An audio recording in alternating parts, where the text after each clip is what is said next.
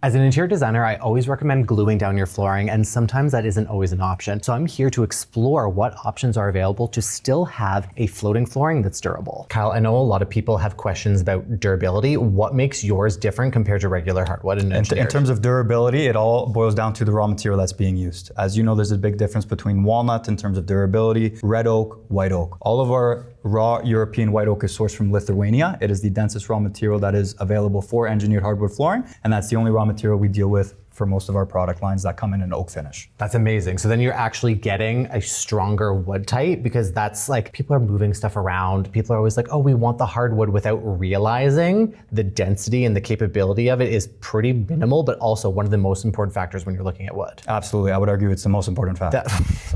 So Phoenix, on the topic of durability, raw material is one of the biggest factors, while also a big factor is the substructure of the material. Right. So for our STP and Tavian collections, the substructure that we utilize is this alternating phenolic birch plywood, and it's layered. What's great about this is how it's layered. You'll have one piece that lays linear, another piece that lays horizontal, and that allows for natural expansion and retraction along the length as well as the width of each individual piece. I've actually never thought of having them laid the two different directions to actually support that. Well, that's incredible. The last big component that plays into the durability is the finishing varnish that we use. So on our STP and Tavian collections, we use a high traffic UV varnish that's made from Bona, as they are an industry leader with varnishes. Now, we not only apply that to the wear layer of our material, we also apply it to the underside. As you can see, there's a sheen to that. So why would you do this compared to the industry standard that's always on the surface? Great question. When you notice your cabinetry, how it's lacquered on the inside, they do that so it doesn't buckle over time.